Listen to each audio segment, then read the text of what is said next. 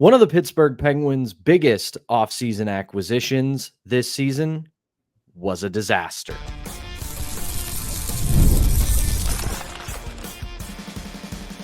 You're Locked On Penguins, your daily podcast on the Pittsburgh Penguins, part of the Locked On Podcast Network, your team every day. Hello and welcome back to another edition of the Locked On Penguins podcast. I'm one of your hosts, Patrick Damp. You can follow me on Twitter at synonym for wet. Joined as always by the one and only Hunter Hodes. You can follow him on Twitter at Hunter Hodes. You can give our show's account a follow at LO_Penguins. And we thank you for making this your first listener watch of the day because we're your team every day. And today's episode is brought to you by Game Time.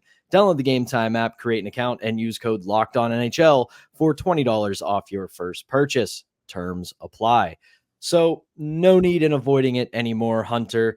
We're going to continue our season in review series on today's episode.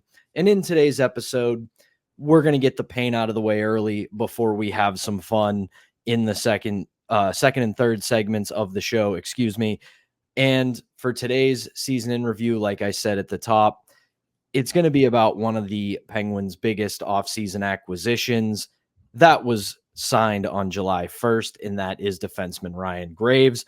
They signed him as an unrestricted free agent. He makes $4.5 million through the 28-29 season.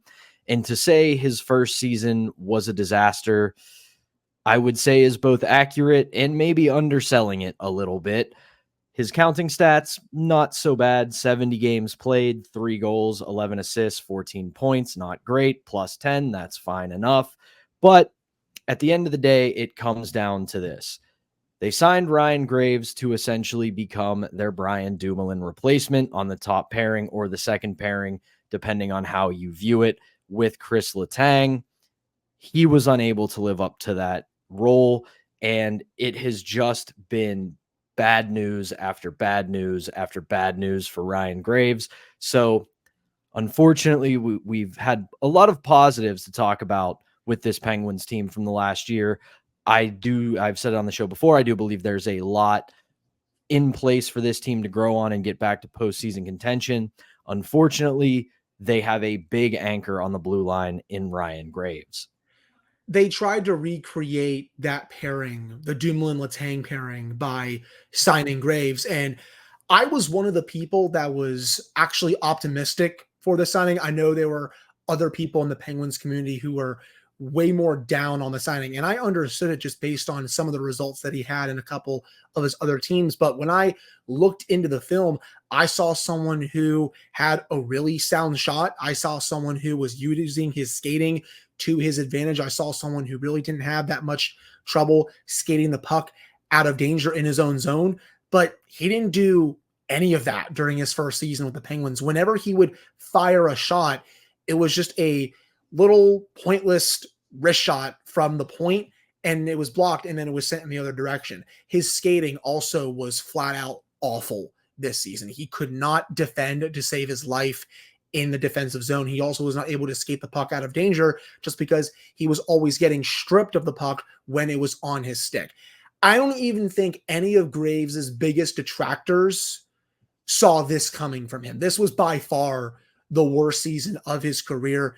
And you saw Kyle Dubas discuss Graves during his end of season press conference. He basically said he sucked without saying the actual word. So, and that was genuinely surprising because if you look at Kyle Dubas's track record, that's not who he is. He's not a guy who buries his own players. No. He will give them the benefit of the doubt. Now, he won't go out there and do the GM thing and tell you to ignore your lying eyes, but he is very, very slow to bury guys in the media, and he came really close to burying Ryan Graves. No pun intended. I mean, I think he basically sent a message and said that if you don't get it together for the 2024-2025 season, you're going to be out of here. I really think that's what he was saying when he sent that message to him. I don't think they're going to tolerate another year of that kind of play.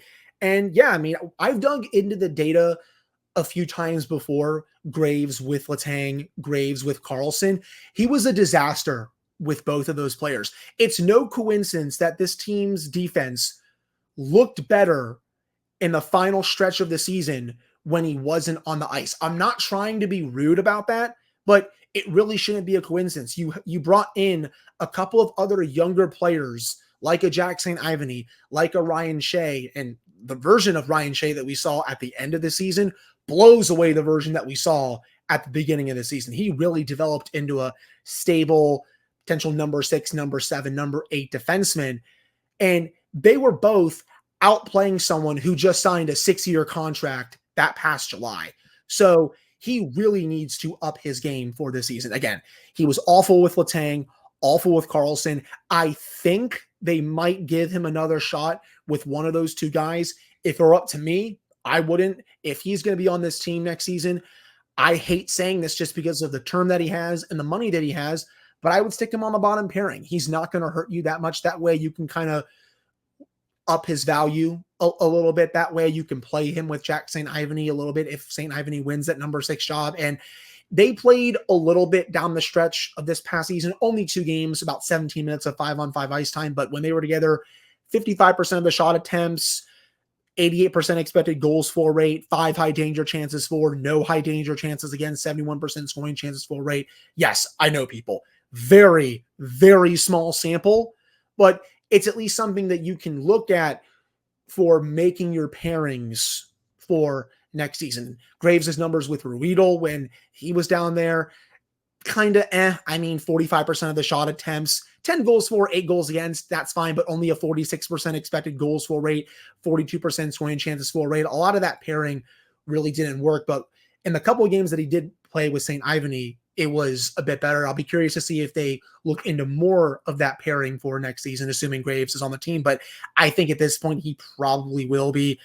I would be a little surprised if they were able to get out of that contract. I mean, I would do it for sure with the way he played in year 1, but I do think they're going to give him at least one more shot to play a lot better, because this past year, complete disaster, F grade for me overall. And I think we'll probably concur with that.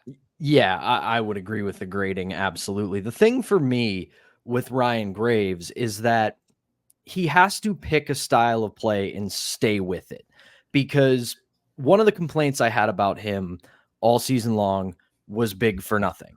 He's 6'5", 220, according to the Penguins website. He was routinely beat in front of the net. He could be beaten in the corners in the defensive zone. And when you're that big, you should not be beaten like that. He was soft. That's what he was. But if you're not going to play that game, just like you, I watched his previous footage going into the season, and he has a good stride. He can skate. He can move the puck. And when he makes the right decision, he has a good shot. Pick one of those and stick with it. I'm not saying he's got to become a big bruiser and go out there and throw a bunch of big hits, but move guys from in front of the net. Give your goalie a chance to see the puck. Win those battles in the corner. Don't be afraid to angle a guy off and put him into the boards in a 1-on-1 or 2-on-1 or any sort of oncoming rush like that. He just can't try to do all of it.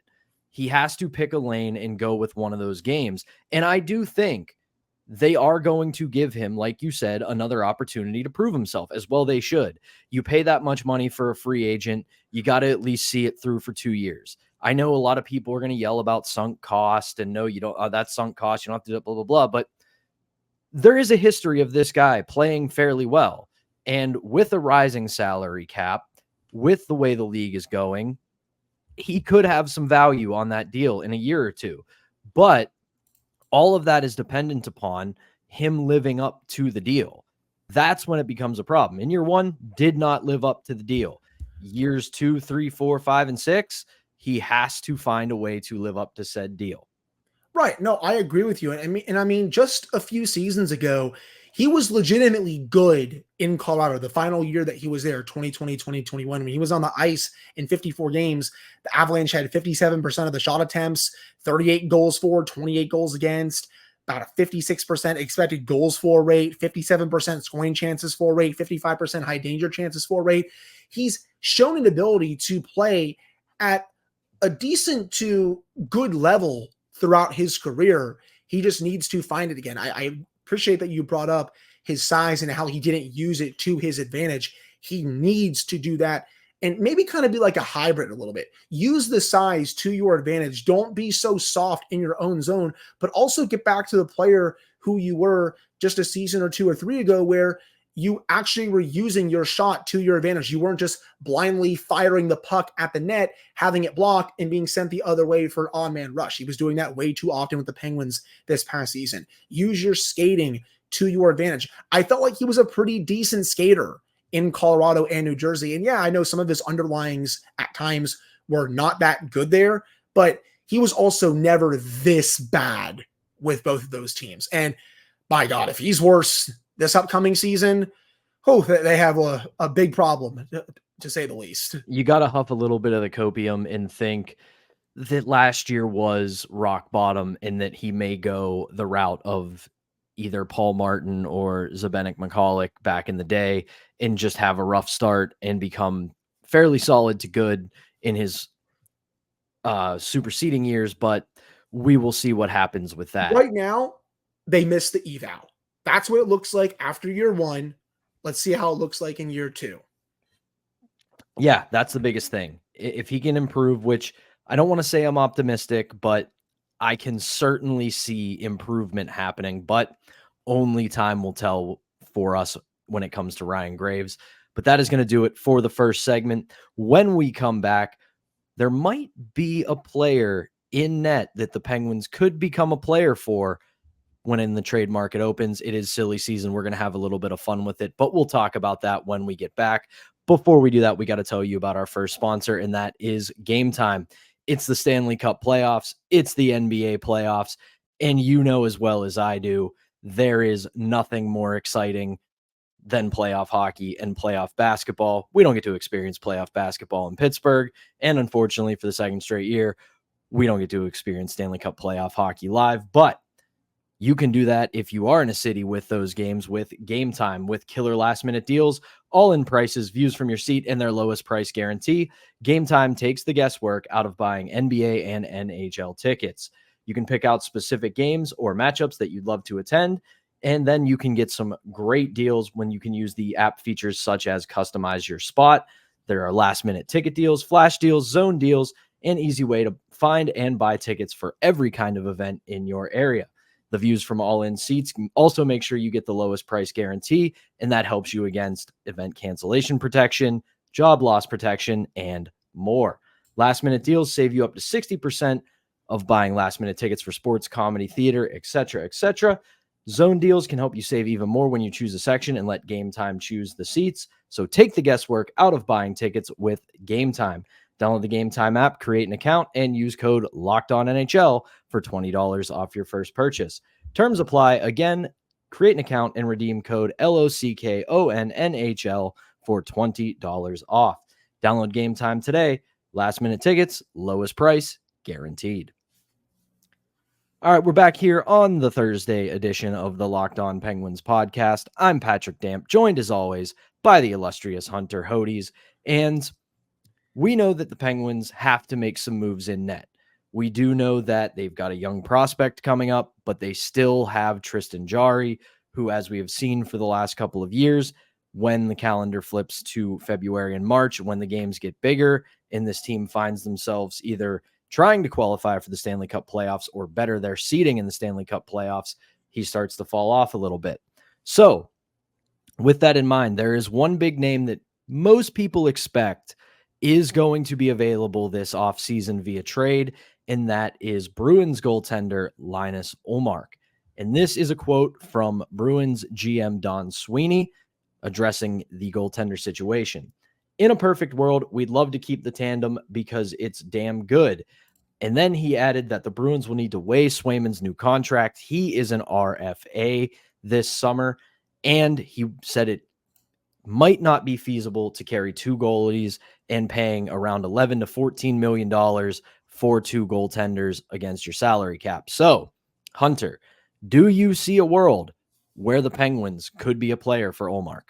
Yes, if I am the Pittsburgh Penguins and Kyle Dubas, I 1,000,000% at least give the Bruins a call to see what it would take to get Linus Ullmark if he's available. And I do think he is going to be available because the Bruins have to pay Jeremy Swayman. I mean, he was a rock for them during the first 2 rounds of the Stanley Cup playoffs. You look at how he did in 12 games, saved over 13 goals above expected, 933 save percentage, 2.15 goals against average. He is going to get paid, and very handsomely so.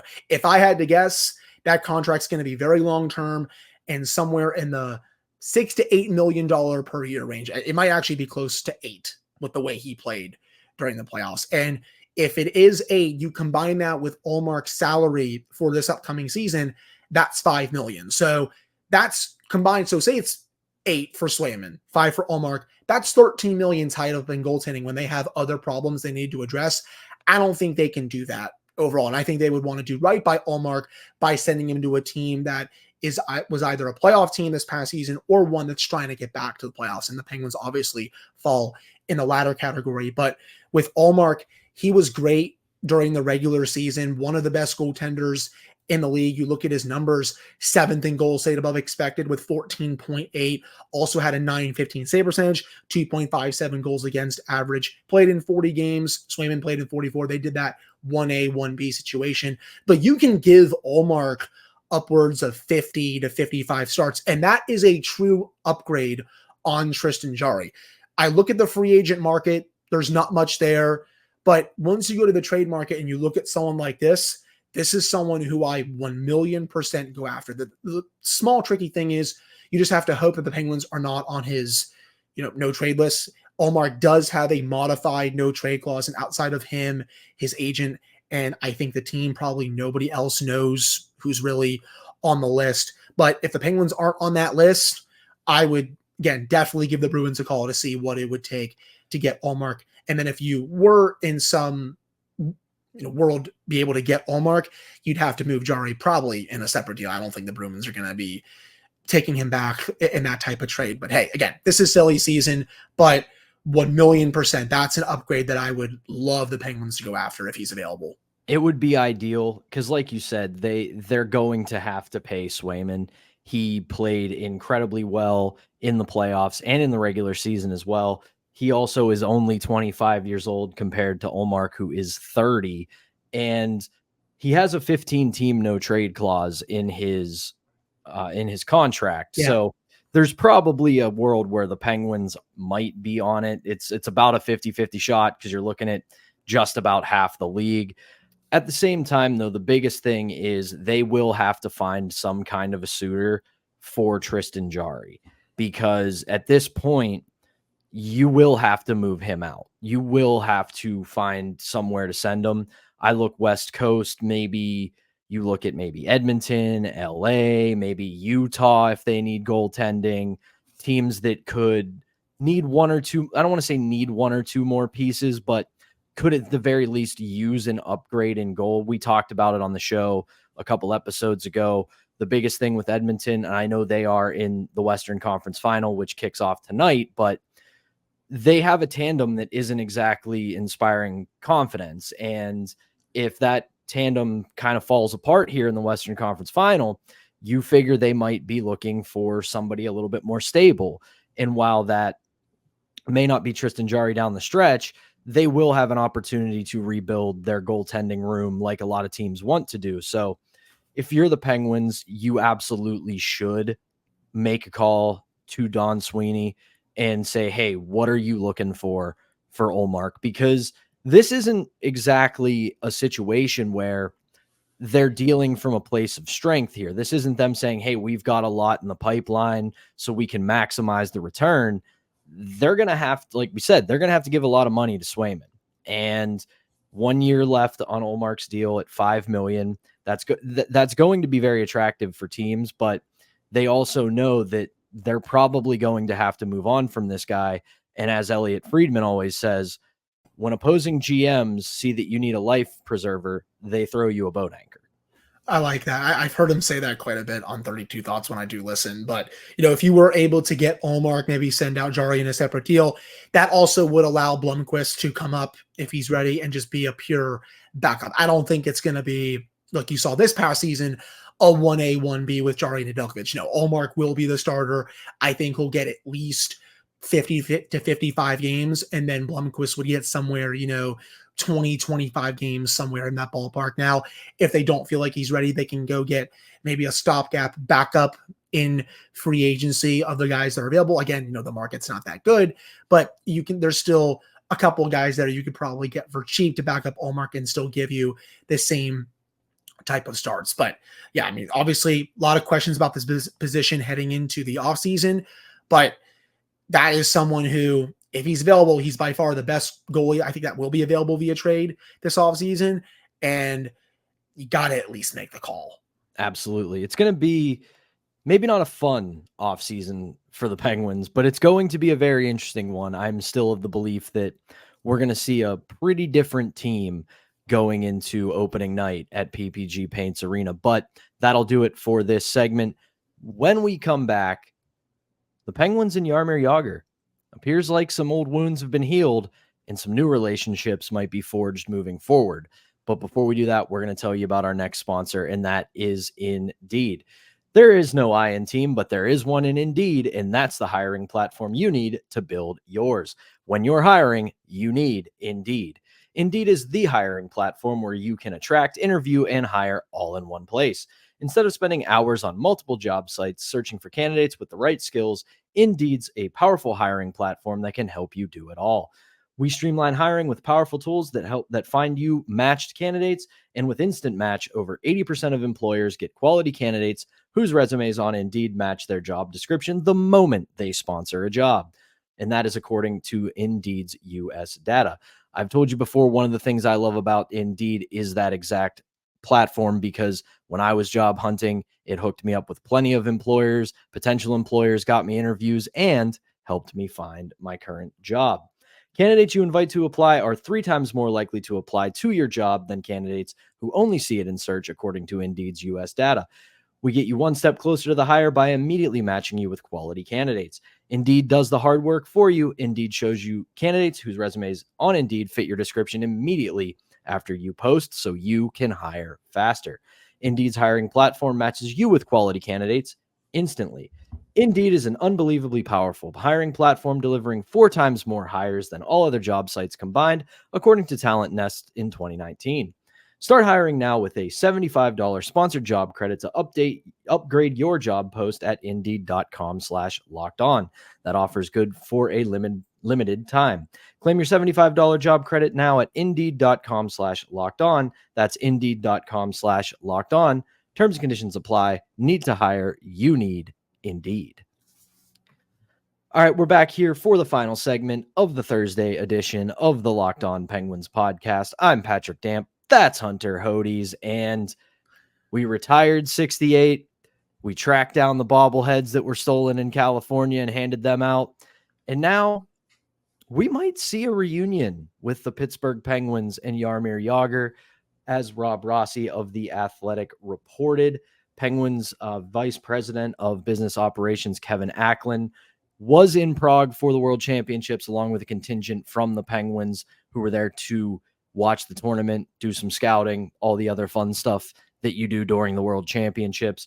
And part of that was Acklin's birthday dinner had a very special attendee, and that was Jaromir Jagr. In Rossi's report, he did talk a little bit about how the Penguins have been in discussions with Jagr to kind of play more of an active role with the Penguins organization. So it appears that hard feelings have absolutely been left in the past, and it looks like he is going to be part of the Penguins organization moving forward. So I ask you this, Hunter, what exactly could you see Jaromir Jagr doing for the Penguins? I have an idea. I want to see if it's a similar one. I think one of the things I could see him being is maybe just a European scout for the Penguins, someone who can identify talent over there, especially for the NHL draft every year. And I really think with how much he knows about hockey, especially with how long he's been playing the sport, he could be a great asset to the organization for the draft. Heck, even for maybe free agents coming over from Europe to North America for the Penguins as well. Another thing I could see him being, even though I think he's going to be overseas for the most part, if I read Rossi's report right, which I believe I did, is that maybe he's a special assistant to Kyle Dubas in the front office, someone who helps the front office with maybe some decision making for parts of the roster, someone who isn't an assistant general manager, not someone like Jason Spezza or anything like that, but just a special assistant who gives his input on some trades, signings, draft, etc., and just helps the organization that way. So those are the two things that really come to mind for Jagr potentially working with the Penguins. But I got to say, that gets me really giddy, man. Seeing how the fan base treated him. He was in town for Mario's fantasy camp, and just the ovations that he got at the arena after the jersey retirement for the camp, it was just awesome. And he brought so many good vibes to the team when they really needed it. I know the Penguins didn't make the playoffs this year, but you could just tell the vibes around the team were so much happier. And I do think that can play a role in him being with the organization more on a full-time basis, even though he's not going to be in Pittsburgh full-time, like not living here. I still think just having him work for the organization, it can only be great for them overall.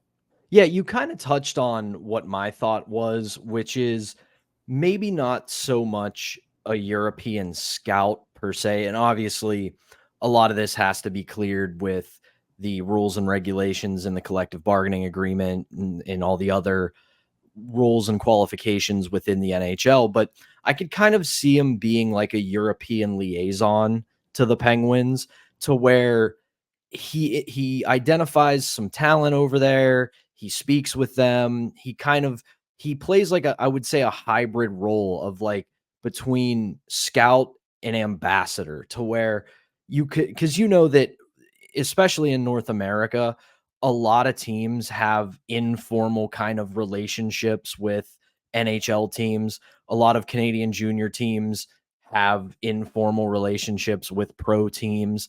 They're kind of looked at as almost feeder systems to those NHL organizations. And we've seen that the Penguins, when they're at their best, they have pulled some really good talent from across the pond. And I'm not just talking about Jagr, Malkin, guys like that. They have gotten some really good role players from over in Europe throughout their history.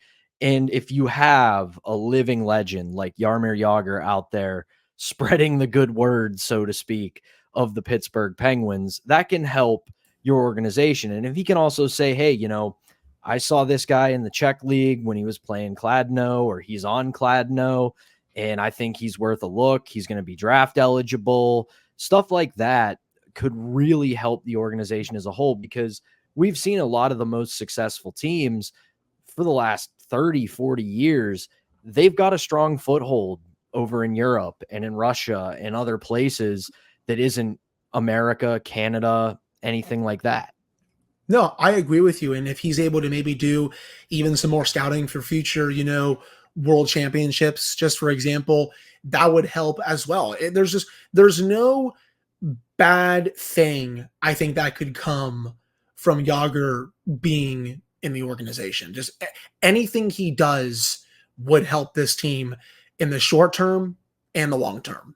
And I mean, it's really good PR for the team. I know that is often looked at as kind of a boogeyman thing to say, like, oh, this is a PR move, it's a PR move. But you can tell, even though he's no longer the majority owner, that there were a lot of scars about losing Jaromir Jagr to Mario Lemieux, because they never wanted to lose him. And that's a whole different discussion for a different day because of poor ownership and all of that kind of stuff. But you want to let your future players know, especially the ones who are at the top of your roster, who are driving the bus, to feel like this is a familial organization. It's a place that is going to treat you right, is going to do right by you. And I know a lot of people also cringe at that because sports are ruthless at the end of the day. But if you take care of your top talent will take care of you. Another thing that really popped into my head during our discussion about this, he can watch all the Penguins games and maybe give the front office and the coaching staff some feedback that they're maybe not seeing on the ice. Everyone has been kind of like joking, make him the power play coach, make him the power play coach. Honestly, probably wouldn't be the worst idea in the world considering how good he was on the power play in the NHL. But if you can have him do something like this where maybe he sees stuff that the front office and coaching staff don't see and he tells them what's going on and how they can fix it, I think that's another bonus to having Jagr in the organization as well. No matter what, it's a great day for hockey when Jaromir Jagr is involved with the Pittsburgh Penguins.